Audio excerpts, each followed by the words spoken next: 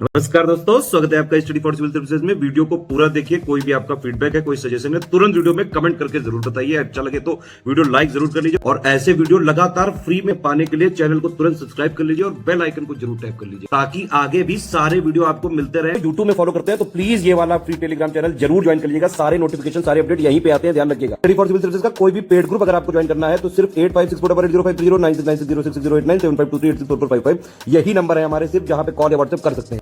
Instagram पे हमारा page जरूर फॉलो कर लीजिएगा, studyforcivil.services है। ट्विटर पे हमको जरूर फॉलो कर लीजिएगा, @studyforcivils है।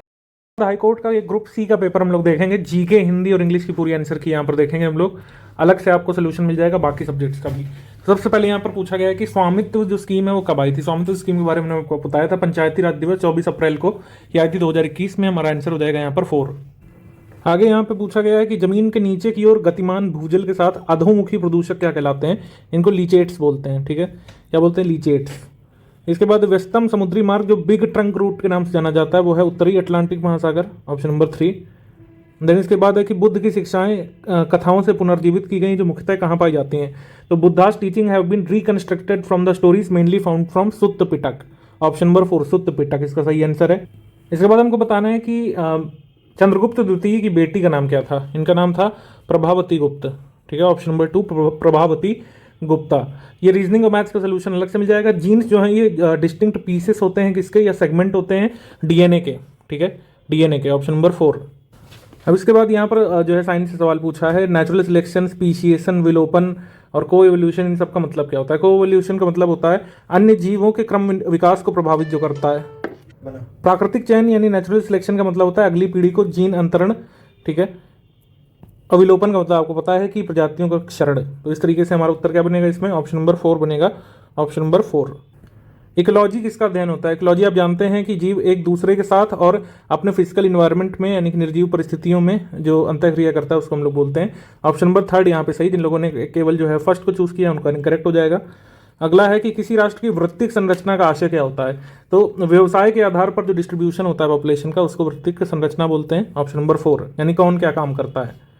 अब ये जो पूछा है ये सवाल वैसे गलत यहाँ पे ऑप्शन दिए हुए हैं क्योंकि इसमें पब्लिक प्राइवेट पार्टनरशिप पर जो इंफेसिस दिया गया था वो 11th 5 ईयर प्लान में दिया गया था, जबकि कोई ऐसा ऑप्शन नहीं दिया हुआ है। तो इस वजह से हमारा वैसे डी वाला सही हो जाएगा, लेकिन इस डी को सही करना पड़ेगा। सी मिलाना चाहिए यहाँ पर 4 से, सी मिलाना चाहिए 4 से और डी मिलाना चाहिए 1 से, तब यहाँ पर सही हो जाएगा। ए का 3, बी का 2, सी का 4, डी का 1, ठीक है। ये आप देख लीजिए, इस तरीके से सवाल पूछ लिए जाते हैं। आगे हम लोग बढ़ते हैं। आगे है इसमें कौन कौन से ओर किसके हैं। तो क्यूप्राइट ओर है कॉपर का, हेमाटाइट हो जाएगा लोहे का, एल्यूमिनियम का हो जाएगा बॉक्साइट और जस्ते का हो जाएगा कैलमाइन। इस वजह से हमारा सही उत्तर बन जाएगा ऑप्शन नंबर 1। अब इसमें मिलाना था कौन कौन से पेयर केबल कैसे मीडिया बनते हैं। ट्विस्टेड पेयर केबल एक गाइडेड मीडिया है और सैटेलाइट कम्युनिकेशन एक अनगाइडेड मीडिया है। सर्किट एक स्विचिंग टेक्निक है और HTTP एक हाइपरटेक्स्ट ट्रांसफर प्रोटोकॉल है। तो इस वजह से हमारा उत्तर हो जाएगा 4 यहाँ पे, ठीक है, 4। सुपरसोनिक प्लेन्स जो शॉक जनरेट करते हैं उनको सोनिक बूम कहा जाता है, ठीक है, सोनिक बूम, ऑप्शन नंबर 1। फिर इसके बाद बाल लिंगानुपात में गिरावट को रोकने के लिए बेटी बचाओ बेटी पढ़ाओ योजना आई थी। ये किस ईयर में आई थी, आप जल्दी से हमको कमेंट करके बताएंगे किस ईयर में आई थी। आगे है कौन से यात्री किस देश से हैं। तो इसमें इब्न बतूता आपका मोरक्को से, अफ्रीका से, मार्को पोलो आ जाएंगे इटली से, अलबरूनी उज्बेकिस्तान का है और फ्रांकोइस बर्नियर जो है फ्रांस से हैं। इस तरीके से हमारा उत्तर हो जाएगा यहाँ पर सेकेंड वाला। आगे हम लोग बढ़ते हैं। आगे है कि भारतीय पुरातत्व शास्त्र के जनक किसको कहते हैं। तो जनक बोलते हैं अलेक्जेंडर कनिंघम को। नेक्स्ट हमारा यहाँ पे प्रश्न है इनमें से इनके स्टेटस क्या है ये आपको बताना है। तो संगाई जो है ये लुप्त प्राय हो गया था 1951 में, यहाँ से आप मिला देंगे। बाकी डॉल्फिन के बारे में आता रहता है न्यूज़ में कि आपकी संकटापन है यानी कि इंडेंजर्ड कैटेगरी में IUCN में, तो इस तरीके से मैच हो जाएगा। वल्नरेबल आपकी हॉर्नबिल है और दुर्लभ आपका है एशियाटिक चीता। तो इस तरीके से मिला देंगे, हमारा उत्तर हो जाएगा 1, यही सही उत्तर है। 42वें संविधान संशोधन में प्रीएम्बल की वर्डिंग को चेंज किया गया। 10 फंडामेंटल ड्यूटीज यहाँ पे बनाई गई। यूनिटी ऑफ द नेशन को unity and integrity of the nation करा गया, लेकिन 61 से 18 वर्ष जो है 61वें संविधान संशोधन से किया गया था, 42वें से नहीं। यूनाइटेड नेशंस एनवायरमेंट प्रोग्राम का हेडक्वार्टर जो है नैरोबी केनिया में है, ऑप्शन नंबर 2। अब संघीय शासन प्रणाली क्या, डिस्ट्रीब्यूशन ऑफ पावर्स आप जानते हैं, तो हमारा यहाँ पे हो जाएगा 3। इंडिया में जो कौन सा फेडरलिज्म ज़्यादा फेमस है ये चलता है उसको हम लोग बोलते हैं कोऑपरेटिव फेडरलिज्म, ध्यान रखिएगा आगे के लिए। आगे है पेरिस के ग्रैंड सलोन में सबसे युवा और एकमात्र एशियाई सदस्य कौन थी, अमृता शेरगिल, ऑप्शन नंबर 4। आगे है निम्नलिखित में से सेठ का स्त्रीलिंग है सेठानी। उसके बाद ला उपसर्ग से लाटरी नहीं बनाए, लाइलाज बनाए, लापता और लाजवाब। मोटापा बुढ़ापा में यहाँ पर आपा उपसर्ग है और सही वर्तनी वाला शब्द यहाँ पर निरस्ता है। बाकी कैसे लिखते हैं मैं आपको दिखा दे रहा हूँ। तो कार्यक्रम इस तरीके से लिखा जाएगा, गृहस्थ इस तरीके से लिखा जाएगा और प्राप्ति इस तरीके से लिखा जाएगा। इसका अशुद्ध रूप भी दिखा दे रहा हूँ, निरस्ता यहाँ पे एग्जाम में आपको देते हैं, आपको निरस्ता पता होना चाहिए। मुझे अपने मामा के घर जाना है, 4 वाला सही है और इसमें संधि से मिलाना, ये तो बड़ा इजी को क्वेश्चन था। इसका उत्तर क्या बन जाएगा? इसका उत्तर बन जाएगा ऑप्शन नंबर 4 वाला। आगे इस साइड वाले क्वेश्चन में ऋण की मुक्ति जो है इसमें तत्पुरुष समास है, मुख्यमंत्री जो इसमें कर्मधारा है, समय के अनुसार अव्यय भाव है और राम और सीता द्वंद्व समास है, तो हमारा उत्तर यहाँ पर हो जाएगा 3। मनाली में अनेक देखने योग्य स्थान है, इसको क्या बोलेंगे एक शब्द में? दर्शनीय। अर्थालंकार का भेद आपका उत्प्रेक्षा होता है, ठीक है। उसके बाद हमसे पूछा है कि क्रोध को दर्शाने वाले मुहावरों का सही रूप क्या है। इसमें जो है पीठ दिखाना को छोड़ करके बाकी सारे मुहावरे क्रोध को दर्शा रहे हैं। ऑप्शन नंबर यहाँ पर सही हो जाएगा 3 वाला। होनहार बिरवान के होठ चीखने पात का मतलब है होनहार के लक्षण प्रारंभ में ही प्रकट होने लगते हैं। मनुष्य का जन्मसिद्ध अधिकार स्वाधीनता है इस पैसेज के अनुसार। सोने के पिंजड़े की सलाखों में तोता किस भाव से होकर टकराता है? स्वतंत्र होकर पिंजड़े से बाहर आने के लिए। इसके बाद उदय का अस्त सही होता है, रुचि का अरुचि सही विलोम है और इसके बाद आविर्भाव का तिरोभाव है, अनुरक्ति का विरक्ति है, अर्थ का अव्यर्थ ये गलत है, ठीक है। ये पैसेज आप लोग पढ़ लीजिए। यहाँ पर ये स्वाधीनता को लेकर था, इसमें वाले प्रश्न पूछे गए थे।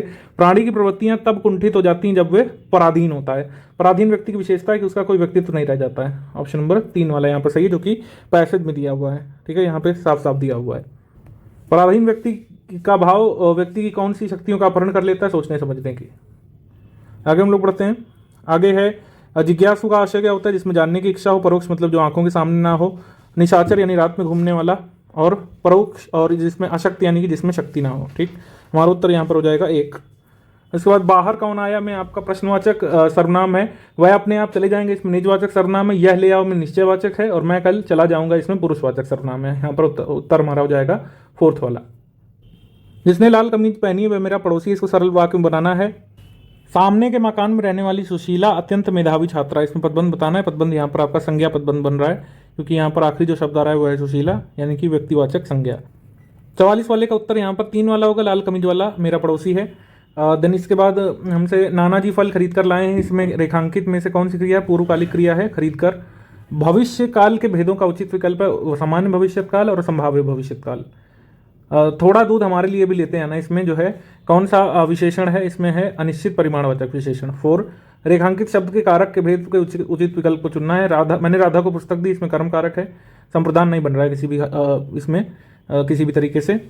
तो ये पैसेज है, ये पैसेज अब तक का सबसे हम लोग कह सकते हैं डिफिकल्ट पैसेज कह सकते हैं, क्योंकि इसमें इंटरप्रेट करना था, इसमें डायरेक्टली इसे देख के लिखना नहीं था। जैसे इसमें जो आपने इंटरप्रेट किया उससे समझना है। जैसे इंडिया अपनी फ्यूचर बिजनेस आउटसोर्सिंग अपॉर्चुनिटी कहाँ देख सकती है? ये ब्रिक्स नेशन में देख सकती है, क्योंकि ब्रिक्स नेशन की यहाँ पर बात की गई है पहले वाले में। देखें यहाँ पर ये है hot destination for future investment, तो इस वजह से आउटसोर्सिंग के लिए पावर हाउस बन सकता है इंडिया ब्रिक्स नेशन के लिए।